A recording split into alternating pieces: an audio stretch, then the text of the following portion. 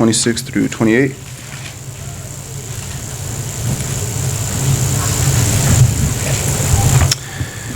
And God said, "Let us make man in our image, after our likeness, and let them have dominion over the fish of the sea, and over the fowl of the air, and over the cattle, and over all the earth, and over every creeping thing that creeps upon the earth." So God created man in his own image. In the image of God created he him. Male and female created he them.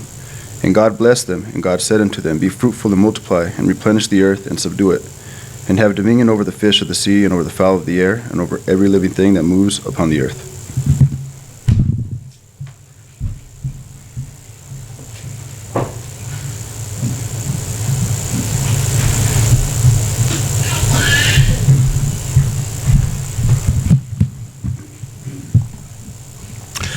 So this little boy goes to his dad and says, "Where did I come from?"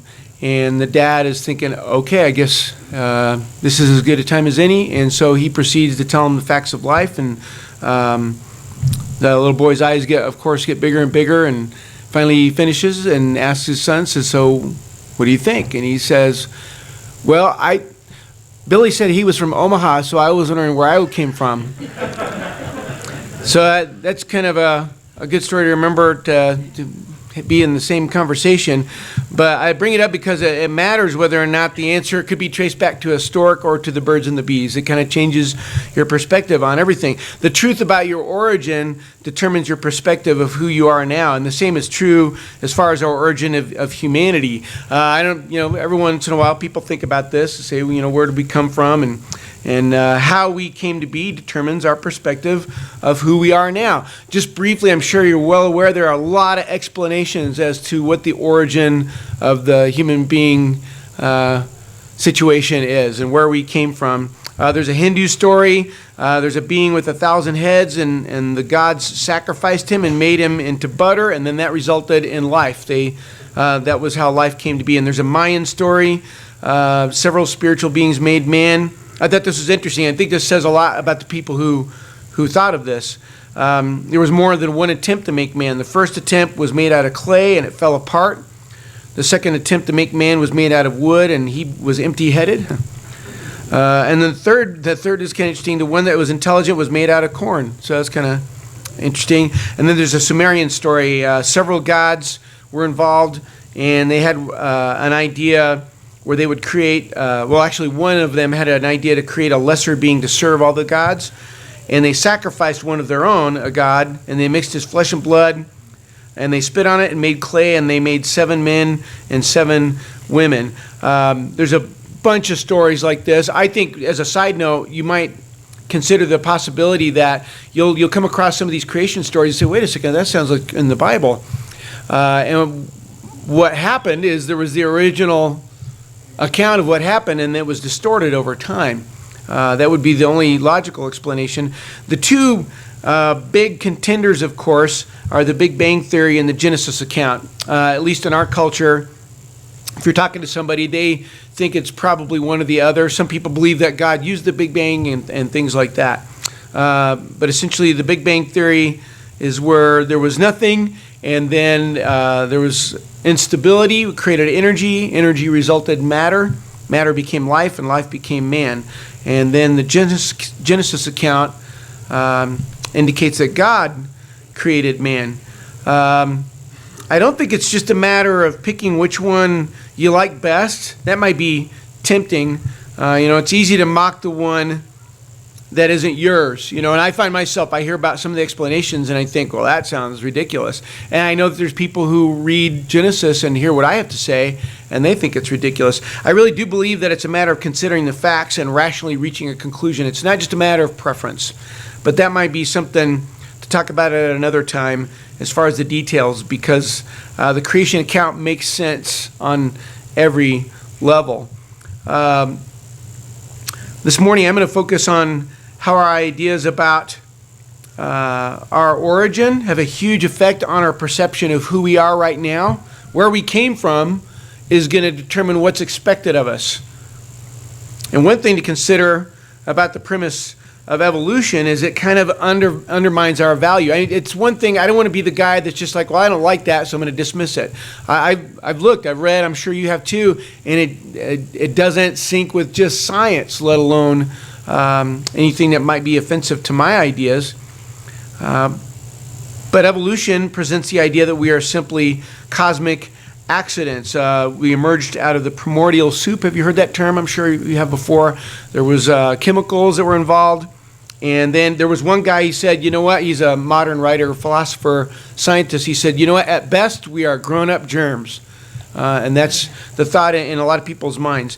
And that we're one cog, we're sitting on one cog of a wheel in a gigantic cosmic machine, and it's all headed towards annihilation. I don't know if you know this, the whole universe is cooling off. It's called heat death. So there's that approach, and that kind of leads to all kinds of pessimistic views. And like I say, there might be a gut reaction to be like, well, I don't like that, so I'm going to choose creation. That's not where we're going with this. It's about rationally considering what's the reality based on what we know. But if you do go this route, that this is a result of cosmic accidents, when you take away the dignity of our beginning, you also take away the dignity of who we are now. And that really explains a lot of what's going on right now. If we are just grown-up germs, that determines our value and what's expected of us right now, today. We live in a culture with strong indications that people do not value human life. Abortion, of course, is an issue, and the debate is not about whether or not an unborn child is life. An unborn child is life by definition. The issue is whether or not the baby is human, and that idea of what is human and the dignity of that seems to be what the question is really about. At the same time, there is a major movement to support animal rights. And I'm sure you've heard it pointed out before. You have a better chance of being protected if you're a whale than an unborn baby. If we are just sophisticated germs, then we are just animals. And I've lost track of the documentaries that says man is the most sophisticated animal on the planet. No, he's not. He's not an animal. But if we're just one of the animal kingdom, you can understand why these thoughts kind of surface in mankind if we're just animals. We don't have any special rights. Nothing special about our existence. But in all the cultural commotion, there's a profound contradiction. It's kind of ironic. At the very same time, we are being told that we're nothing special, that we're just one of the grown-up germs sharing the planet. There's a wild, passionate push and protection for human beings and the dignity of people, the rights and dignity of people. And that's great. We see celebrations of human beings and protection of human beings because of our rights as human beings. And nobody sees this contradiction. There are protests all over the world in the name of human rights. Imagine what would happen if someone got up at one of these protests and referred to people as grown-up germs. There is a loud demand for dignity. But if our origin truly is the Big Bang, if we are actually just the latest link in a chain of accidents, then the dignity everyone is yelling about is based on nothing. There's nothing to base it on. We have to make a choice. Is it survival of the fittest or survival of the loudest? You can't have it both ways. You can't have your primordial soup and eat it too, so to speak. There's a good reason for this contradiction. Deep down, everyone knows there's something different about being a human being. That's probably what's behind a lot of the animosity today and the confusion. So we want rights for people, but we're just another animal, and this isn't life and that is life, and there's a lot of confusion. And really, at the heart of this, deep down, there's a sense that the true origin of man is something profound and dignified. That the true origin of man makes us valuable, even as people reject the idea of God and that it's all an accident. They sense that there's this value. According to the Genesis account, a human being has special value for a very important reason.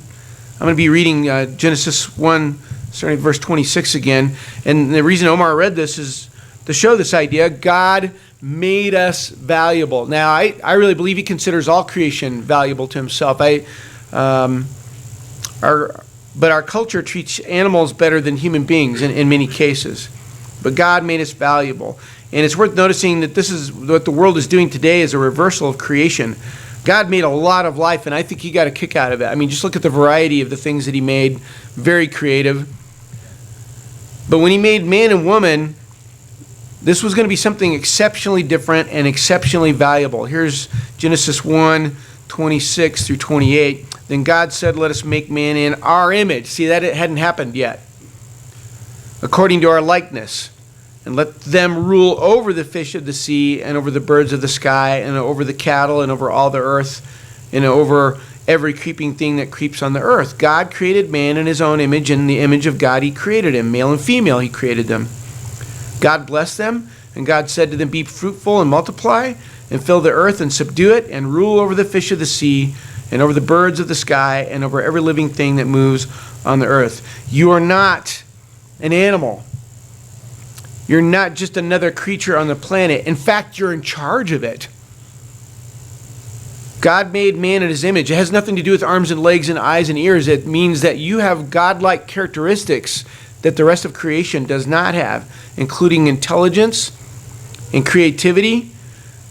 One of them is dominion. I'm sure you noticed that. Doesn't mean we just trash the place. That's bad management. You don't do that. Or foolishly wipe out species or have no compassion for animals. No, we're not talking about that. There's something to be said for those things. But they're there to be eaten and to serve us and things like that. We're not just the next thing on the link.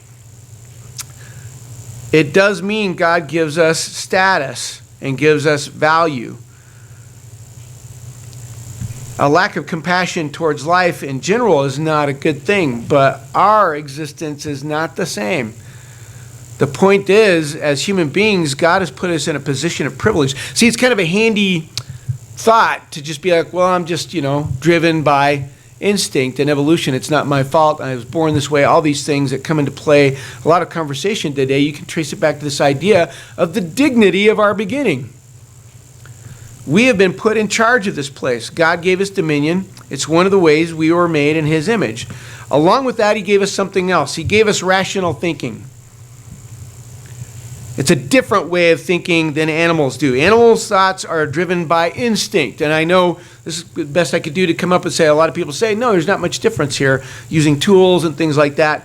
Many people will disagree and say that humans are also driven by instinct, but that's not true, and everyone knows it. Everyone knows there's a big difference between animals and humans, and one way you can tell is we hold human beings accountable. When an animal does something that hurts a human being, that's an animal just being an animal. No animal is ever held up on charges for premeditated murder. If a human hurts another human, we hold them accountable, and that's because we know of the dignity that's there and the accountability. Deep down, we know we are moral beings. We know human beings are able to think rationally and make decisions not based on instinct alone. God made us in his image by giving us dominion, and he gave us a responsibility. That's what it comes to. See, that's the attraction of that too, is I just give up my responsibility. And there's all kinds of people lined up to give you reasons why you can do that. By giving us rational thought, he gave us ability to take on the responsibility. And I was all excited to tell you that responsibility comes from combining the two words response and ability, but that's not where it came from. It's a handy memory device, but it's just a coincidence. But responsibility does come from the idea of respond. Here is something that you're in charge of. What is your response to this? So the point still stands. God puts us in a position of privilege and then gives us abilities to use the privilege. He has given us a huge advantage. It matters how we respond to this information. So part of the confusion here is that as far as being human, we're really bad at it. We're doing it wrong in general. We resist God's ideas about being human and we do things our way. This is the choice that is a path of decline into animal thinking. We gradually lose our humanity. We lose our ability to be human. This is how it's put in 2 Peter 2:12. You can give up your humanity and that position of privilege and that excellent clarity and rational thinking. You can surrender that to a world way of living. Here's how God warns about this in 2 Peter 2:12. But these, like unreasoning animals, born as creatures of instinct to be captured and killed, reviling where they have no knowledge, will in the destruction of those creatures also be destroyed. He gives you a choice. If you want to let go of your humanity and just live by instinct, you have that choice. But you have a choice. You can be better than the animals, or you can become one. But if you want to make the most of your opportunity, your ability at being human, you have to follow the example of the one who did it right. Everything that was given to Adam, everything that's given to us, has been damaged by sin. Adam failed at being a human being. You and I have failed at being a human being.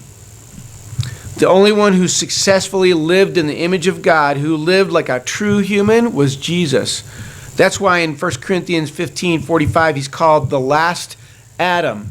There's another part of the Bible as well where Adam and Jesus are compared. Jesus is part of a new creation. He's the one who accomplishes what Adam failed to do, what all of us failed to do. Hebrews 1:13, describing Jesus, he is the radiance of his glory and the exact representation of his nature. You think about it, go back to Genesis. We're going to make man in our image. It's going to be the image of God. And we fail. And we fail. But Jesus showed up, made in the image of God, and hung on to it and perfected it. Jesus is the perfect fulfillment of what it means to be the image of God. He's the perfect representation of what it means to be a human. He is what we should be, not what a religious person should be. It's so easy to say, oh yeah, those religious people should really aspire to be like Jesus. No, we're talking about humanity. Jesus is what any human being should aspire to be if they want to remain a human being. That's the kind of situation that we're in. That's the goal of being a Christian. You become like him through baptism, and then you follow him, which means we get up every day to be better humans. I think that's an interesting way to look at it. As Christians, we take on the responsibility of our ability. We set out to be the best kind of human. We don't listen to all the world talk of all the excuses that are provided as far as getting out of that. And when we fail, and we do, God provides salvation through Jesus, and he forgives us. And we can continue to try. We're never the same. We never are the same. I kind of half jokingly, I think it was in class last week, I honestly could tell you right now, I hope I don't see you next week. Because I hope I don't. I hope I don't see the you that you are now, and I hope you don't see me the way that I am now. I hope I see the better version of you next week. I hope I never see you again. It's a horrible thing to say, but you know what I'm saying. Because if we're really spurring each other on to be better, we're not just going to maintain. We're going to be excited about the possibilities of what tomorrow could be. In this culture, we're surrounded by people who are living less and less like humans, and they need help. We are surrounded by philosophies that inconsistently either glorify or degrade what it means to be human, because we've lost contact with the origin of the dignity of our origin too. We are surrounded by excuses that make us feel comfortable, living lives driven by instinct. A Christian has to be different. Even as we make our mistakes, even as we sin and repent, people will see something different in us. Something that was given to all people from the very beginning. They'll see something and say, yeah, there's a lot of people who say the word Christian. I don't know, and I know they make mistakes, but there's something about them where I can see this is for real. We've been made in the image of God, and there should be certain things about us that reflect the nature of our Creator. When people see our lives that are devoted to truth, that we love people, that we think rationally in the truest sense, all these things can help give them the idea of what God is like. I think the Christian is like the moon. A long time ago, this kind of hit me that it's kind of interesting to think that if you look at the moon, you might think of it this way. There is no such thing as moonlight. And we talk about moonlight, but there is no such thing. What you're looking at is a reflection of the sun. And I think it's pretty significant. This was something that I was looking at some material by this guy who was talking about holiness and how you cannot interact with holiness and survive pure holiness. And it's a lot like the sun. You can't look directly at the sun, but you can look directly at the moon. And just like the moon, it's nothing compared to the sun. But we, a lot like that, reflect a greater glory. Anything truly human seen in us can be traced back to our Creator. Anyone, you always try to find the best and nicest way to put things, but you want to make sure that we say it like it is, because it's so important. We don't have time to mess around. If you're not a Christian, anyone who's not a Christian, they're still human beings. But without Jesus, life will be a decline away from your humanity, from your dignity of being human. You will be gradually robbed of your rational thinking. And in 1 Thessalonians 2:21, it's called the strong delusion. And the deluding is being done by you. When you delude yourself, you're lying to yourself. And it's important to notice that adjective strong. When you are fooled, strongly fooled, you don't feel fooled. There's no hint inside you that says, wait a second, I think I'm being tricked. If you are thoroughly tricked, you will not know it. And so that's a frightening thing to consider, that the strong delusion is very available to those who cut themselves loose from the rational thinking that's provided by God. You will lose your ability to handle the responsibility of having a rational mind. You will lose your ability to be human in the truest sense. If you are a Christian, it's important to not become arrogant. Any good thing we have came from Jesus. It's a wonder we're able to keep it. But we can through forgiveness. But don't miss it. You are in a position of incredible privilege. All those smoke and mirrors of worldly Christianity that's going on today, don't get lost in that. We're talking about the real thing. You've been given a responsibility. You've been given ability. And it's very important for all of us to never forget our origin, to remember where we came from. It'll help us see who we are. And then we can do far more than just live life. We can be truly human. Hope this is encouraging to you as we stand together and sing.